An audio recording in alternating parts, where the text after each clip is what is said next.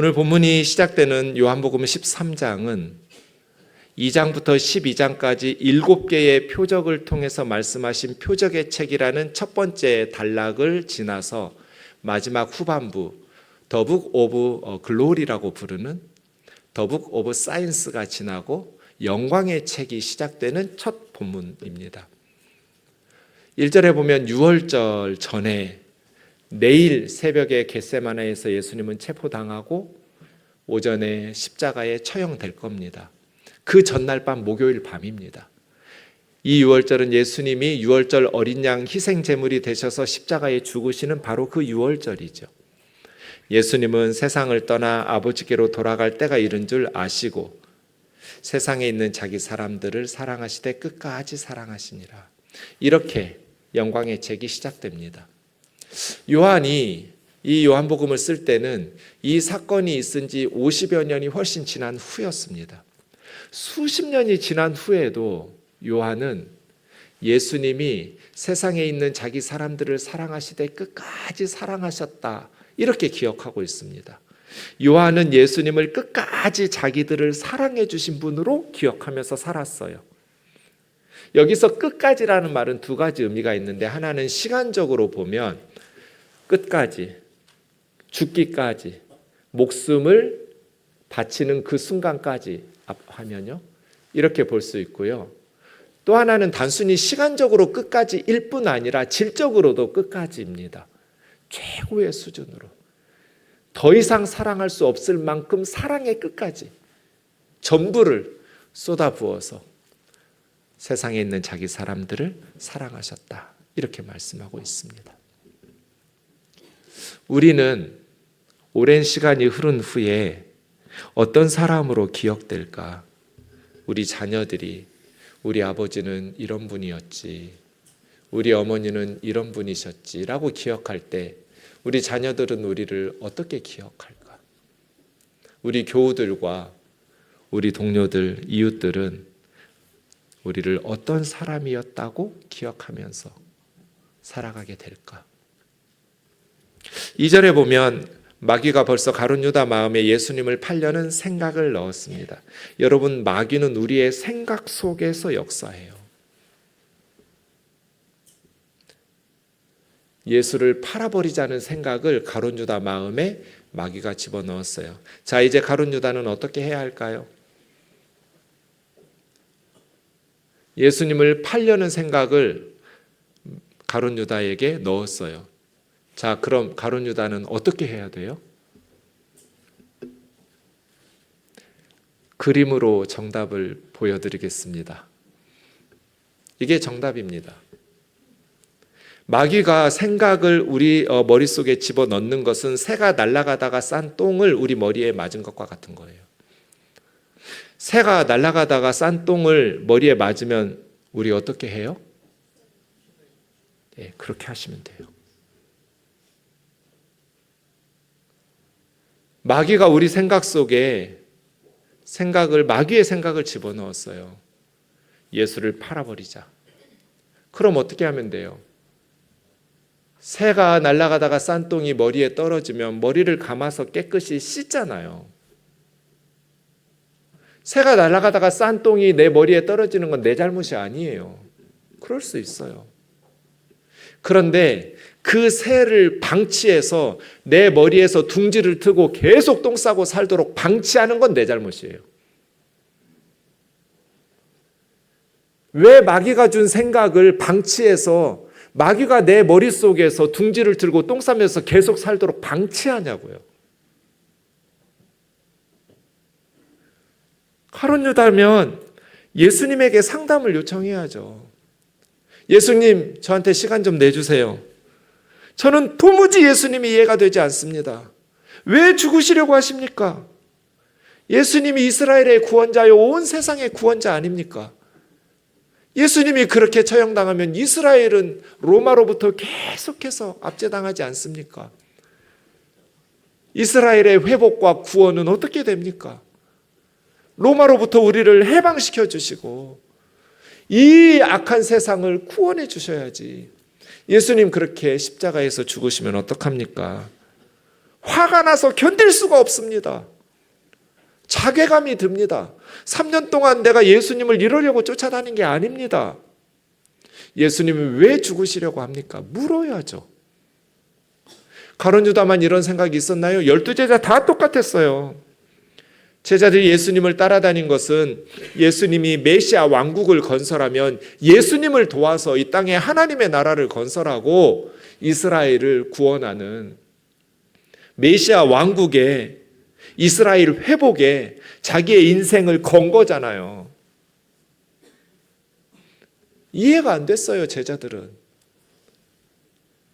그러다가 불쑥 마귀가 가룟 유다의 머릿속에 생각을 집어넣었어요. 예수를 팔아버릴까? 죽여버릴까? 그러면 예수님에게 와서 물어야죠. 예수님, 이 생각 마귀가 준 거 맞죠? 저 어떻게 해야 돼요?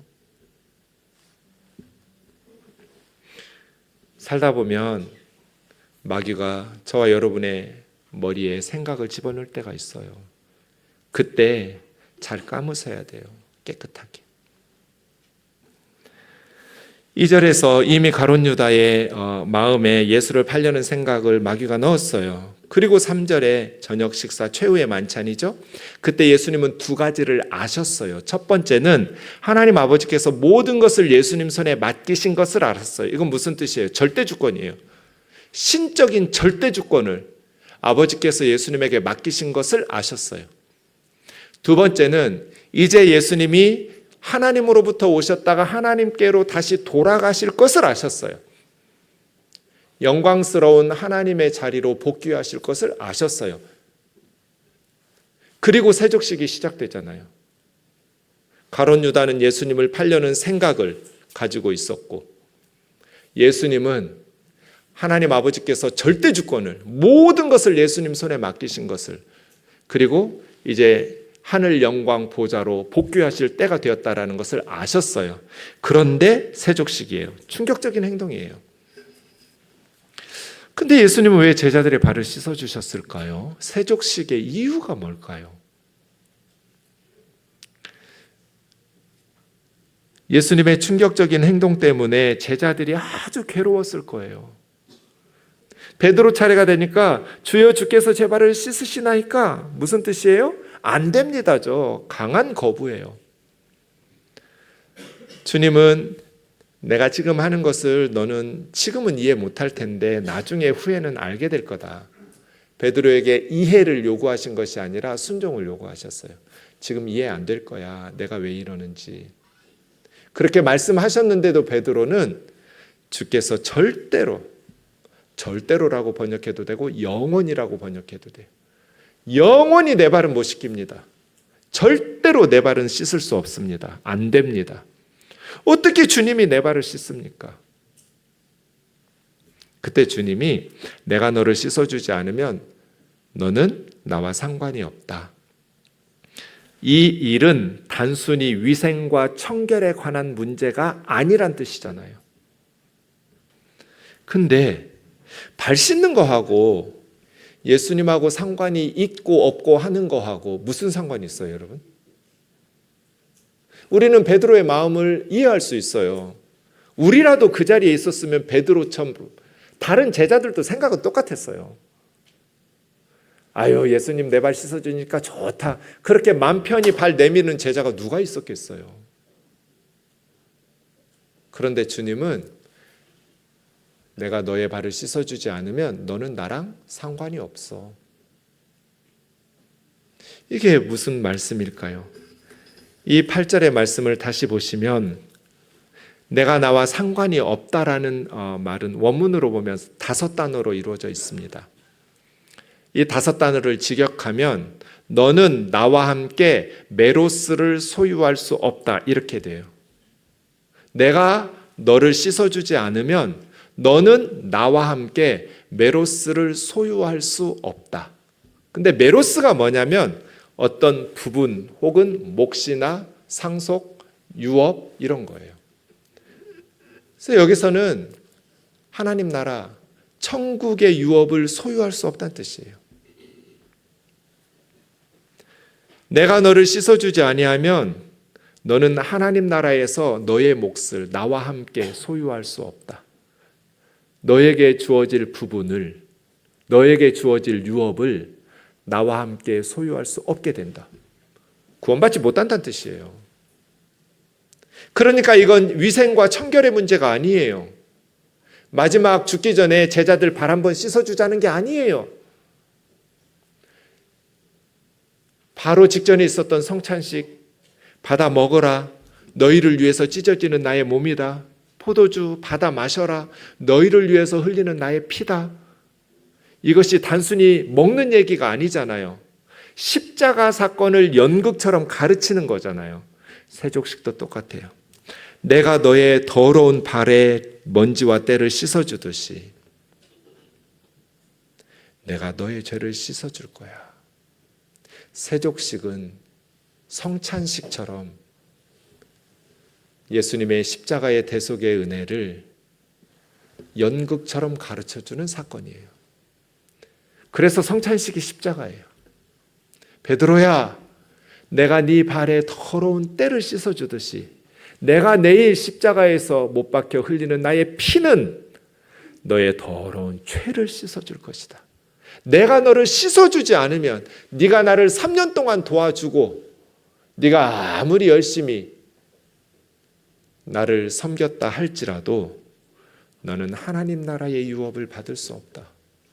나와 함께 천국에서 너의 몫을 소유할 수 없다는 뜻이에요. 나중에 깨달았어요. 베드로도 요한도 제자들도. 그래서 십자가였구나. 예수님이 우리 죄 씻어주시려고 벌거벗고 십자가에 못 박혀서 죽임 당하셨구나. 그 예수님의 손길을 수십 년이 지나도 요한은 잊을 수가 없었어요. 베드로와 제자들은 잊을 수가 없었어요. 내 죄 씻어주시려고 예수님이 십자가에서 피 흘렸구나. 나 천국에서 하나님 나라의 유업을 소유하게 하시려고 예수님이 죽으셨구나. 나중에 깨달은 거예요. 예수님 말씀에 베드로가 너무나 놀래가지고 절박함 속에서 즉흥적인 반응이 9절이에요. 주여, 그러면 내 발만이 아니라 손과 머리도 씻어달라고. 주님과 함께 유업을 소유할 수 없다니까요. 그래서 주님은 너는 이미 목욕한 사람이야. 온몸이 깨끗해. 목욕한 자는 발만 씻으면 돼. 이것을 칭의와 성화라고 말해요. 우리는 예수님을 믿을 때, 영접할 때 단번에 칭의, 의롭다함을 받아요. 이미 목욕했어요. 온몸이 깨끗해요. 그런데 구원받은 하나님의 자녀들도 세상에서 살다 보면 죄짓고 살아요. 발이 더러워져요. 그래서 성화, 회개하고 다시 발을 씻어야 돼요. 다는 아니다. 가룟 유다가 팔 것을 주님은 아셨어요. 가룟 유다의 발을 씻어주실 때 예수님은 어떤 마음이셨을까? 여기서 우리는 중요한 사실을 하나 발견할 수 있어요. 예수님이 집례하신 성찬식과 세족식에 참여해도 구원받지 못하고 지옥에 갈 수 있다. 형식적으로 예식에 참여하는 게 중요한 게 아니다. 주일 오전에 예배당에 와서 형식적으로 예배 드리는 게 우리의 구원을 담보하는 게 아니에요. 가룟 유다는 예수님이 집례하는 성찬식에 떡을 먹고 포도주를 마셨어요. 예수님이 가룟 유다의 발도 씻어주셨어요. 그리고 나가서 군대 끌고 겟세마네에 와서 예수님을 체포해서 죽이는 데 앞장섰어요. 중요한 것은 믿음이지 성례에 참여하는 게 아니에요. 예수님이 내 죄를 위해서 십자가에 달려 죽으셨다라는 것을 믿음으로 고백하고 예수 그리스도를 나의 주, 나의 하나님으로 영접하는 게 중요한지 교회 다니면서 예배 참여하는 게 중요한 게 아니에요. 내 죄가 하나님을 진노하게 만들었고 내가 죄 지을 때마다 하나님은 분노하시는데 하나님은 분노하실 뿐 아니라 나를 아끼고 사랑하시기 때문에 슬퍼하시기도 하고 하나님께서 죄 때문에, 우리 죄 때문에 분노하시면서 분노만 하시면 심판하고 끝내실 텐데 우리를 사랑하시기 때문에 하나님은 슬퍼하세요. 우리가 죄 지을 때. 그 하나님의 슬픔이 어쩔 줄 모르게 만들어요. 하나님을. 자식이 어긋나고 자식이 망가질 때 부모는 어쩔 줄 모르잖아요. 자식은 포기할 수가 없으니까. 우리가 죄 지을 때 하나님은 분노하시는 분이에요. 그러나 우리가 죄 지을 때 하나님은 슬퍼하시는 분이에요. 그래서 우리 때문에 어쩔 줄 몰라 하시는 아버지예요. 그러다가 자신의 생명을 십자가에 내어주신 게 구원이잖아요. 자신의 생명을 우리 때문에 십자가에 내어주시고 주님이 나 때문에 죽으셨구나. 그 믿음이 없이 예수님이 집례하신 성찬식과 세족식에 참여해도 구원받을 수 없어요. 우리가 주일 오전마다 드리는 예배는 우리 삶을 변화시키고 있는가? 무지와 무능과 무감으로부터 벗어나게 해주는가? 이제 우리는 어떻게 살아야 하는가? 12절에 보면 주님께서 제자들에게 다시 옷 다 입고 제자들 발 다 씻어주신 후에 내가 너희에게 행한 것을 왜 이렇게 행했는지 너희가 이해하겠냐? 알겠냐? 하시면서 너희가 나를 선생이라 부르고 주님이라 부르는데 맞다. 내가 너희의 주이고 선생인데 주님이고 선생인 내가 너희에게 발을 씻어준 것처럼 너희도 서로 발을 씻어주는 것이 옳다. 주와 선생된 내가 너희에게 본을 보인 것은 너희도 나처럼 행하게 하려고, 예수님처럼 하면서 살라는 거잖아요. 서로 발을 씻어주라는 거잖아요. 남을 위해서 죽으라는 게 아니라 우리는 예수님처럼 십자가에 죽을 수는 없어요. 예수님처럼 다른 형제 자매들을 용서하고 허물을 덮어주고 사랑으로 섬기라는 거잖아요.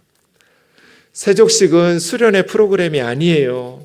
겸손을 가르치는 퍼포먼스도 아니에요. 그럼 뭘까요, 여러분? 세족식은 수련의 프로그램 아니고 겸손을 가르쳐주는 퍼포먼스도 아니고 이것이 하나님 나라 백성의 삶의 방식이에요. 예수님께 배운 사람들, 예수님의 제자들의 삶의 방식이 이래야 한다고요. 세상 사람들은 섬김 받으려고 실력을 기르지만 예수님의 제자들은 주와 선생된 자들이 섬기려고 유대 종들도 하지 않는, 노예들에게도 안 시키는 일을 섬기면서 살라고 주님이 본을 보여주신 거잖아요. 그래야 세상이 행복해지죠. 그래야 세상이 변화되죠. 제임스 에드워드라는 사람이 틈입하시는 하나님이라는 책을 썼어요. 그 책에서 가장 인상 깊었던 내용이, 복음은 죄인에게 좋은 소식이지만 교회는 의로운 사람들이 모인 동호회처럼 비칠 때가 종종 있다. 교회보다 더 자기 잘못과 실패와 죄를 나누기 힘든 곳이 있을까? 분명히 복음은 죄인에게 좋은 소식이에요. 그런데 교회는 의로운 사람들이 모인 동호회처럼 보일 때가 종종 있어요. 그래서 자기의 잘못과 실패와 죄를 나누기가 너무 부담스러운, 교회 가고 싶은 마음이 있는데 이혼했어? 망했어? 이런 죄를 저지른 사람이었어? 이런 게 너무 부담스러워.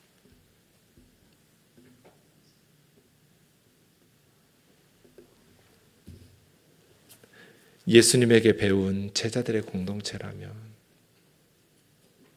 발을 씻어줘야죠.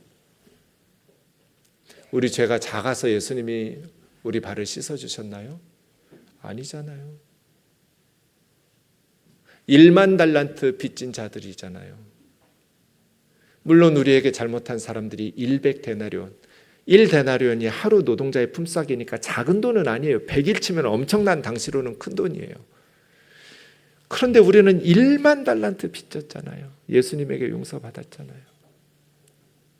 그런데 100데나리온 안 갚는다고 멱살을 잡거든요.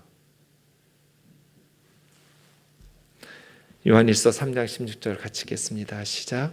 그가 우리를 위하여 목숨을 버리셨으니 우리가 이로써 사랑을 알고 우리도 형제들을 위하여 목숨을 버리는 것이 마땅하니라. 예수님이 우리 때문에 목숨을 버리셨으니 이로써 우리가 사랑을 알고 우리도 자매들과 형제들을 위해서 목숨을 버리는 것이 마땅하지 않나. 너희도 서로 이렇게 발을 씻어주라고 내가 본을 보였다. 예수님께서 바리새인들의 외식을 질타하면서 속으로는 너무너무 뒤에서는 못된 짓 많이 하면서 앞에서는 경건한 척하고 거룩한 척하고, 이게 연극 무대 위에서 연기하는 거지 뭐예요. 교회가 연극 무대가 되면 안 되잖아요. 내 실패도 내 연약함도 허물도 나누면 저 사람 그랬대, 그것이 공격하고 정죄하는 것으로 비수가 되어서 꽂히면 안 되잖아요. 경건하고 거룩하게 성공적인 신앙생활 한 것만 나누는 것이 아니잖아요.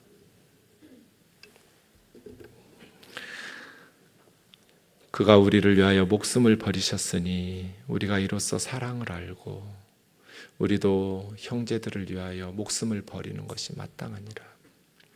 그렇게 요한은, 그리고 베드로와 제자들은 자신의 생명을 형제 자매들을 위해서 순교의 제물로 바쳤잖아요. 베드로는 십자가에 거꾸로 못 박여 죽였고, 형제 안드레는 X자 십자가에 순교당했고, 바돌로메는 산채로 껍질 벗겨서 순교당했고, 예수님의 제자들이 다 예수님의 사랑 때문에 기꺼이 자발적으로 자매들과 형제들을 위해서 복음을 전해주다가 자신들의 목숨을 바쳤잖아요.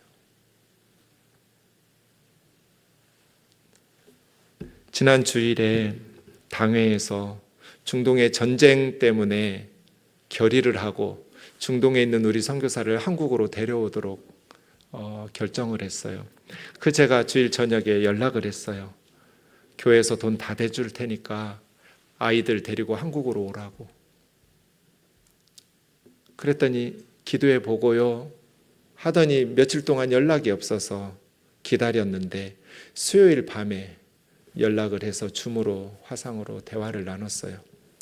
목사님, 안전한 곳으로 가고 싶어요. 어린 아이들 생각하면, 우리 아이들 생각하면 머리로는 가야 된다고 생각해요.